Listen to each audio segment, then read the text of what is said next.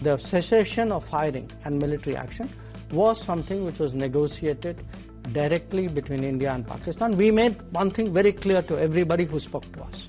इस बार जयशंकर ने न सिर्फ पाकिस्तान को धोया बल्कि अमेरिका के कई दावों की भी धज्जियां उड़ा दी, या सीधे कहूं डोनाल्ड ट्रंप के बयानों की धज्जियां उड़ाई हैं. The situation on the border with Pakistan, but also with China, holds you back economically?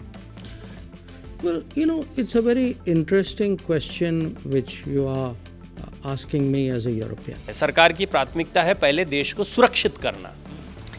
एक ऐसी जगह पर भौगोलिक रूप से या सामरिक दृष्टिकोण से देखें, आप दो बड़े दुश्मनों से घिरे हुए. I think we were able to identify who they were because there were pictures of them.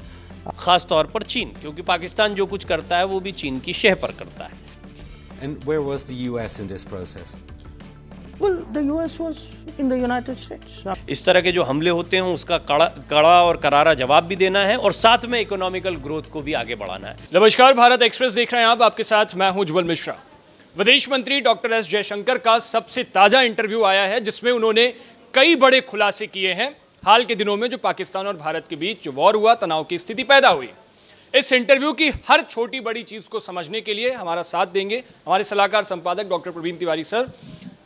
इस बार जयशंकर ने न सिर्फ पाकिस्तान को धोया बल्कि अमेरिका के कई दावों की भी धज्जियां उड़ा दी, या सीधे कहूं डोनाल्ड ट्रंप के बयानों की धज्जियां उड़ाई हैं. तो इस इंटरव्यू की पहले तो सर आपसे समझना चाहेंगे कि क्या कुछ मैसेज क्या देना चाहते थे वो इस इंटरव्यू से, और उसके बाद जो छोटी बड़ी बातें तमाम जो कही है उन्होंने उसका विश्लेषण. सबसे पहले तो डॉक्टर एस जयशंकर जब बोलते हैं तो आमतौर पर विदेशों में नीदरलैंड्स में ये उनका इंटरव्यू हो रहा था, तो दर्शकों को हिंदी में ये इंटरव्यू नहीं मिल पाता है. तो भारत एक्सप्रेस ने एक प्रयास किया कि उनके इंटरव्यू की हर बात को हम हिंदी में यहाँ दर्शकों के समक्ष रखें और उसको ताकि समझ पाएँ, वो इधर उधर की खबरों में या कन्फ्यूजन में ना पड़ें. दूसरी बड़ी बात, आपने बिल्कुल ठीक कहा कि ये इंटरव्यू जो था ये न सिर्फ अमेरिका बल्कि यूरोपियन संघ को भी एक तरीके से बड़ा करारे प्रहार किए उन्होंने.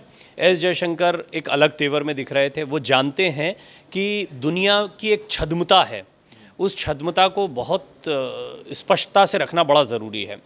कुल मिलाकर दुनिया की हर बड़ी ताकत इस समय भारत की तरफ एक कंपटीशन की या प्रतिद्वंदिता की निगाह रखती है. उसकी वजह है भारत की इकोनॉमिक ग्रोथ. जैसे नीदरलैंड्स के जो पत्रकार हैं उन्होंने जो एक सवाल पूछा इम्पॉर्टेंट, वो ये था कि आप चाहें तो मिलजुल कर और तरक्की कर सकते हैं, देखिए हमारे यहाँ हम लोग इकट्ठा होकर कितना पैसा बना लेते हैं, आप और अमीर हो सकते हैं. इस तरह का उनका एक सवाल था. तो डॉक्टर एस जयशंकर ने कहा कि भाई मुझे इंटरेस्टिंग लगा आपका सवाल, लेकिन तंज मारते हुए उन्होंने फिर घेरा उनको भी कि आप लोग जिस तरीके के माहौल में परिवेश में पले बड़े हैं, जो आपको स्थितियां मिली हैं उसमें तो आप यही सब सोचेंगे. आपको पता नहीं है कि भारत किन चुनौतियों के साथ में जूझता है, और उन चुनौतियों के साथ जूझते जूझते भी आज इकोनॉमिकल ग्रोथ में इन सब के लिए चुनौती बना हुआ है. उसको भी उन्होंने स्पष्ट तौर पर समझा दिया, इशारों में बिटवीन द लाइन उसको पढ़ा जाए तो. उन्होंने बताया कि हमारी प्राथमिकता क्या है. सरकार की प्राथमिकता है पहले देश को सुरक्षित करना. एक ऐसी जगह पर भौगोलिक रूप से या सामरिक दृष्टिकोण से देखें, आप दो बड़े दुश्मनों से घिरे हुए हैं, पाकिस्तान और चीन. खास तौर पर चीन, क्योंकि पाकिस्तान जो कुछ करता है वो भी चीन की शह पर करता है. चीन क्यों? चीन का जो ये अरुणाचल वाला विवाद, ये बाकी विवाद हैं, ये सब तो सेकेंडरी हैं, ये उतने बड़े मुद्दे नहीं हैं जितना चीन का अभी वर्तमान का खौफ. क्योंकि चीन जानता है इस बात को कि भारत इकोनॉमिकल ग्रोथ के जिस स्तर पर अभी है, जिस रफ्तार को पकड़ रखा भारत ने, इस रफ्तार पर भारत बना रहा, और अगर इसको थोड़ा सा किसी ने गड़बड़ाने की कोशिश की, जैसे अभी ये कोशिश उसी की कोशिश थी और कोई कोशिश नहीं थी. इसमें पहले पहलगाम करवा दो, उसके बाद भारत पर युद्ध जैसी स्थितियां थोप दो, फिर पूरे दुनिया में एक झूठा नैरेटिव चला दो और फिर उस झूठे नैरेटिव के आधार पर भारत को घेरने का प्रयास करो. लेकिन ये विफल रहा प्रयास. दूसरी, क्योंकि पूरी दुनिया खड़ी हुई, क्योंकि उन्होंने देखा कि दुनिया में कोई स्वीकार नहीं करेगा कि ध्यान से भटकाने का एक तरीका भी. हाँ, तो अब इससे किसका फ़ायदा है? इसका सबसे पहला फ़ायदा चीन को होता है, क्योंकि चीन जो है प्रोडक्शन के मामले में भारत को अपने कॉम्पिटिटर के तौर पर देखता है. तो एस जयशंकर यही बता रहे थे उनको कि हम दो मोर्चों पर, यानी हम सुरक्षा करते हुए हमें अपनी रक्षा भी करनी है, दुश्मनों पर ध्यान भी रखना है, इस तरह के जो हमले होते हैं उसका कड़ा और करारा जवाब भी देना है, और साथ में इकोनॉमिकल ग्रोथ को भी आगे बढ़ाना है। तो उसके लिए उन्होंने प्लस पॉइंट भी बताए कि हमारी डेमोग्राफी को कहिए, हमारे टैलेंट को कहिए, हम जिस रफ्तार को बनाए हुए हैं, ये सारी चीज़ें हमारे लिए प्लस पॉइंट भी है, यानी कि इन सब के बावजूद हम ग्रो कर रहे हैं। तो उन्होंने स्पष्ट कर दिया कि पहले आपको ये लगता है कि हम और ग्रो करते, हम तो कर रहे हैं, हम कहीं पिछड़े नहीं हैं, हम ग्रो कर रहे हैं, आप देखते जाओ। और यही तो चिंता हो रही है दुनिया की कई बड़ी ताकतों को या अमीर देशों को, जो अभी तक ये मोनोपॉली रखते थे कि हम ही शक्तिशाली हैं, भारत को सुरक्षा परिषद का स्थायी सदस्य बनने से रोकने के प्रयास करने वाले देश, भारत को इकोनॉमिकली उनके बराबर खड़ा नहीं देखना चाहने वाले देश, ऐसे बहुत सारे देश हैं और इनमें कई बड़ी बड़ी ताकतें हैं। दूसरी महत्वपूर्ण बात जो आपने शुरुआत में कही, डोनाल्ड ट्रंप, बहुत ही एस जयशंकर ने बड़ा स्पष्ट कर दिया। देखिए, आत्मीयता अपनी जगह होती है, लेकिन अंतर्राष्ट्रीय राजनीति में आज कुछ मित्र हमसे पूछ रहे थे तो उस पर हमने यही बात कही और एस जयशंकर साहब ने उसको और खूबसूरती से क्लियर कर दिया है कि ये द्विपक्षीय मामला है। और भारत जब द्विपक्षीय बोलता है का मतलब, भारत को इससे मतलब नहीं कि पाकिस्तान कितने लोगों की जमात लेकर बैठा हुआ है या किस किस को लेकर ला। भारत जब बात करने के लिए जाएगा तो भारत स्वयं बात करने के लिए आत्मनिर्भर भी है, शक्तिशाली भी है और अपने मुद्दों को हल करने में पूर्णतः सक्षम है, हमको किसी की ज़रूरत नहीं है। तो डोनाल्ड ट्रंप इसलिए कूदे क्योंकि वो इजराइल और फ़िलिस्तीन के बीच का मामला नहीं सुलटा पाए, यूक्रेन और रशिया के बीच, और दावे बड़े बड़े किए थे, तो वो बहुत जल्दबाजी में इसमें भी दिखाई दिए कि उनको एकदम से कूदना था। हालांकि एस जयशंकर साहब ने बड़ा जिसको कहें कि करीने से बहुत कम शब्दों में अपनी बात को रखा कि हम डायरेक्टली उन पर ना कुछ बोलते हो कि हमें कोई किसी दूसरे पक्ष की आवश्यकता है ही नहीं, वो अपनी जल्दबाजी दिखाएं, वो अपने कोई भी स्टेटमेंट देते रहें, उससे क्या होता है। हम पर किसी तरह का कोई दबाव नहीं, हम ना तो हम किसी से पूछने जा रहे हैं ना किसी के कहने पे करेंगे। तीसरी बड़ी बात जो इन सारी चीज़ों को और स्पष्ट करती है वो ये है कि पाकिस्तान आतंक की फैक्ट्री नहीं है। इस झूठ से अपनी आंखें जो है, इस सच को जानो, इस पर्दे से अपनी आंखें हटाओ। आप लोग बार बार ये जो प्रिटेंड करते हो, ये जो छलावा करते हो, वो दुनिया के तमाम देशों को कह रहे हैं, सारी बड़ी ताकतों को कह रहे हैं, आप छलावा करते हो कि पाकिस्तान एक आतंकी मुल्क नहीं है। और ये भी कहा जाता है कि भारत जो है वो इसको इस तरह का रंग दे देता है अपनी आपसी दुश्मनी के चलते। ये नैरेटिव पाकिस्तान की तरफ से कई बार रखा जाता है कि भारत ने ये, हमें क्या मतलब है उनके मुल्क में क्या चल रहा है, ये उनके अंदरूनी मामले रहते हैं, इसमें बार बार पाकिस्तान को घसीट। तो इस पर देखो उन्होंने कितना बड़ा खुलासा किया। उन्होंने बताया एम्स्टर्डम में या कहीं पर अगर मान लो हज़ारों लोगों की सैनिक ट्रेनिंग हो रही है, 10,000 लोगों की सैनिक ट्रेनिंग हो रही है, तो क्या आपकी सरकारों को पता नहीं चलेगा? आपको नहीं पता है कि आपके घर में, आपके देश में 10,000 लोग ट्रेनिंग ले रहे हैं हथियारों के साथ में, किस चीज़ के लिए ट्रेनिंग ले रहे हैं, और आपकी आंखों के नीचे हो रहा है। ये पाकिस्तान के बारे में डॉक्टर एस जयशंकर ने इस इंटरव्यू में कहा है, और ये बात कितनी मौजू लगती है और कितनी मुफीद लगती है इस मौके पर, तब जबकि दुनिया कहीं से भी ये कहे या पाकिस्तान अपने इस नैरेटिव को रखे कि नहीं भाई हमारे यहाँ नहीं हुआ, हम तो आतंक की फैक्ट्री नहीं, हम आतंक को नहीं पालते, हम भी आतंक के खिलाफ है। आपके यहाँ पर ट्रेनिंग हो रही है, नहीं हो रही है, इसका जवाब दे ही नहीं पाएगा। आपके जिन कैंप्स को ख़त्म किया गया वो आतंकियों के ट्रेनिंग कैंप है कि नहीं है, नहीं जवाब दे पाएगा। कौन है जैश ए मोहम्मद, कौन है वो लोग, ये जो मसूद अज़हर है, हाफिज़ सईद है, ये कौन है, ये किसने लिस्ट किया इनको? वर्ल्ड के आतंकियों में पूरी दुनिया के आतंकियों की लिस्ट हमने नहीं बनाई है, दुनिया के इन्हीं देशों ने बनाई है। इन्होंने किस लिस्ट किया इन आतंकियों को?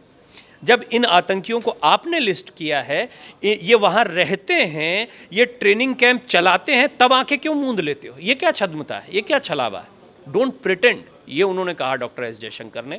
साथ ही साथ उन्होंने असीम मुनीर की कट्टरपंथी सोच के बारे में भी उन्होंने कहा, बारबरिक आताताइयों वाली जो सोच होती है, उन्होंने कहा ये क्रूर सोच है। क्रूर सोच का मतलब है, अपने भाषण में भी पहले असीम मुनीर ने ये स्पष्ट कर दिया था, 2 नेशन थ्योरी के नाम पर उन्होंने हिंदू मुसलमानों को बांटने का प्रयास किया। ये बारबरिक सोच है। धर्म के आधार पर सेना का एक आदमी कथित तौर पर, अब तो खैर फील्ड मार्शल बन गए, वो अब खुद ही बन जाते हैं। फील्ड मार्शल बनना मतलब तानाशाही चलना, पर कहने को ऐसा है कि हमने एक प्रधानमंत्री रख रखा है। उसकी वजह ये होती है कि आप ये जो अंतर्राष्ट्रीय राजनीति है ना, अंतर्राष्ट्रीय राजनीति डिप्लोमेसी से चलती है। वहाँ पर आपको एक छवि रखनी पड़ती है। वो छवि रखने का पाकिस्तान प्रयास करता, नहीं तो कब का शहबाज शरीफ को उठा के फेंक दिया होता। वहाँ पर असीम मुनीर तो नहीं जाएगा। हाँ, परवेज़ मुशर्रफ ने, जिन्होंने भी तख्ता पलट किया, उन्होंने अपने आप को राष्ट्र प्रमुख घोषित कर दिया और उसके बाद में गए। कुछ लोगों ने स्वीकार किया, कुछ ने पाबंदियाँ लगाई। ये वाली स्थिति जो है, असीम मुनीर जो है इसको भांपते हुए, पुराने अनुभव से सीखते हुए अब ये कर रहे हैं कि छद्म रूप से एक आदमी को बैठा दिया है और खुद सत्ता संभाल रहे हैं। खुद के डिसीजंस क्या होंगे। एक आईएसआई का जो एक खुफिया एजेंसी का या आतंकी एजेंसी है भारत के लिए, तो वो खुफिया एजेंसी कहने को है पाकिस्तान की, एक ऐसी एजेंसी का मुखिया रहा हुआ व्यक्ति, उसकी सोच क्या होगी, कितनी बारबरीक होगी, कितनी खतरनाक होगी, जो हत्या करने, निर्दोष लोगों की निर्मम हत्या करने में गुरेज नहीं करता है। ऐसा व्यक्ति किसी राष्ट्र का अगर प्रमुख बनकर बैठा हुआ है, मैं कहूँगा ये कोट अनकोट राष्ट्र का प्रमुख बनकर, तो उन्होंने एक तरह से असीम मुनीर के बारबरिक सोच पर, आताताई या आतंकी सोच पर भी कड़ा हमला किया है। कई महत्वपूर्ण बातें उन्होंने कही हैं। इनमें मुझे लगता है कि ओवरऑल अगर इसका लब्बो लुबाब इस इंटरव्यू का निकाला जाए तो डॉक्टर एस जयशंकर ने दुनिया के सामने एक तस्वीर रख दी है कि आप चाहे जितना सपोर्ट करो आतंक के खिलाफ। उन्होंने प्रधानमंत्री मोदी को भी कोट किया कि प्रधानमंत्री मोदी स्पष्ट कर चुके हैं कि अब एक और कदम आपने आतंक पर उठाया, हम झिझकेंगे नहीं। बिल्कुल ये जो झिझकेंगे नहीं शब्द है ना, अभी भी किसी को लगता होगा कि आतंक की कार्रवाई के बाद में तो हमला करना ही चाहिए, बड़ी सामान्य सोच है।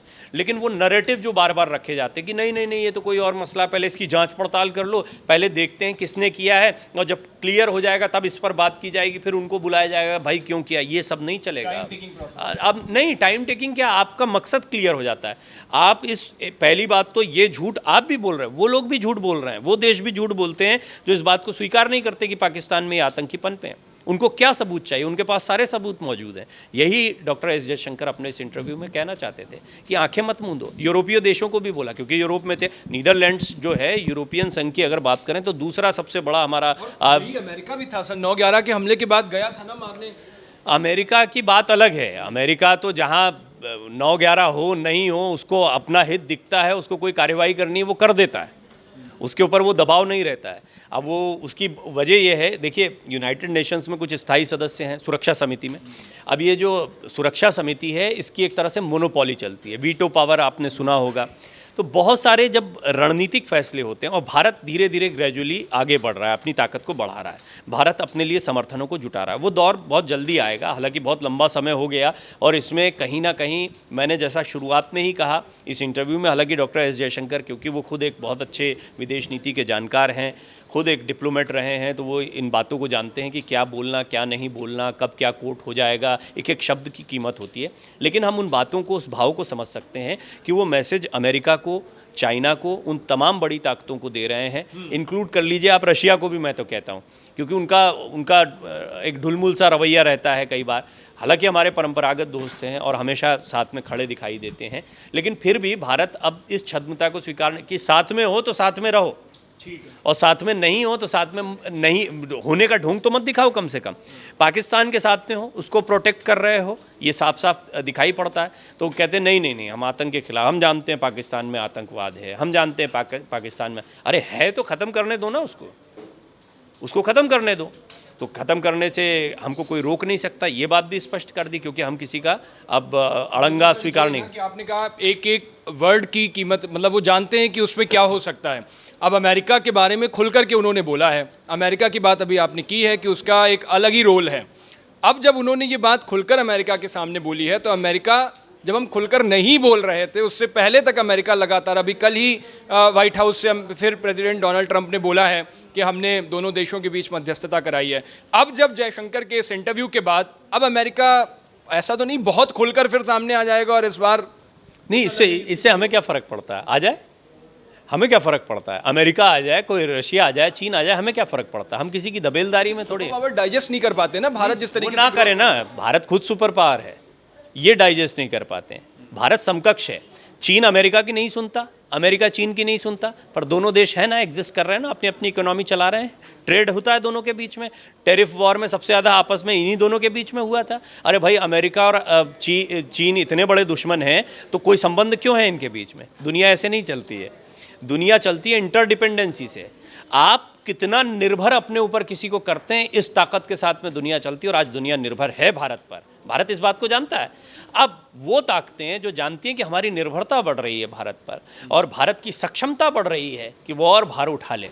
जवान देश है ना, दुनिया का सबसे जवान देश है, सबसे युवा आबादी हमारे पास है, सबसे शक्तिशाली तकनीक के जानकार हमारे पास हैं, हम आत्मनिर्भर बन रहे हैं। हमारा जो प्रोडक्शन है, हमारी जो ब्रह्मोस मिसाइल, या खैर ब्रह्मोस तो हम रशिया से लेकर आए, लेकिन जिस तरीके से हमने अपने यहाँ पर हथियारों का निर्माण शुरू किया है और जो हमारे हथियार कारगर सिद्ध हो रहे हैं, उससे तेजस से लेकर बहुत सारे ऐसे उदाहरण आपको मिलेंगे जो हमारे आत्मनिर्भर भारत का या हमारी रिसर्च एंड डेवलपमेंट का एक बहुत बड़ा मुजाहिरा पूरी दुनिया के सामने का, जिससे घबराहट है। ये सारे देश वो देश हैं जिनसे हम खरीद फरोख्त करते हैं, हथियारों की खरीद करते हैं अच्छे खासे। और ख़रीदेगा कौन? आज मॉल में जाकर ख़रीदारी कौन करेगा? जिसके पास पैसा होगा। इसका मतलब भारत क्या है? भारत वो शक्ति है जिसके पास खरीदने की ताकत है, क्षमता है। दो तरीके होते हैं। आप सवाल पूछ सकते हैं कि भाई पाकिस्तान के पास भी तो हथियार आ जाते हैं, वो तो भिखारी है, भीख मांग मांग के चलता है। तो वहाँ पर वो क्या बेच रहा है ये परोक्ष रूप से सामने नहीं आ रहा है। अपरोक्ष रूप से ये जान लीजिए कि पूरा पाकिस्तान चीन को बेच दिया गया, गिरवी रख दिया गया है उसको। पूरे पाकिस्तान को पहले अमेरिका के पास गिरवी रखा गया। अब वो अमेरिका और चीन की लड़ाई है, मेरा गिरवी कि तेरा गिरवी। अरे मैंने यहाँ ज़्यादा इन्वेस्ट किया है, अरे अब मेरा इन्वेस्टमेंट लगाओ, ये लड़ाई चल रही है। तो ये अमेरिका जो बार बार कूद आता है ना, वो इसलिए कि हमारा भी तो है, हमारा भी तो दांव लगा हुआ है। और लगाया क्यों है? वो ज़मीन मौके की है। वो ज़मीन दोनों के लिए, सामरिक दृष्टिकोण से देख लीजिए, व्यावसायिक दृष्टिकोण से देख लीजिए, पाकिस्तान की ज़मीन, रिसोर्सेज इन दोनों देशों के काम के हैं। और इसका भरपूर इस्तेमाल पहले अमेरिका ने किया अपने मकसद के लिए, आज चाइना कर रहा है अपने मकसद के लिए। भारत का कोई इस्तेमाल आज तक आपने सुना कभी किसी ने, कोई बाहर से आकर भारत तो FDI मंगाता, आओ निवेश करो हमारे यहाँ, हम देते हैं आपको अच्छी जगह। हम गिरवी थोड़ी रखते हैं जगह को, जैसे पाकिस्तान रख देता है। भारत खुद नर्चर कर रहा है, भारत खुद जनरेट कर रहा है उस इकोनॉमी को। भारत की ये रफ्तार रुकने वाली नहीं है। इससे दुनिया की बड़ी बड़ी ताकतें घबराई हुई हैं।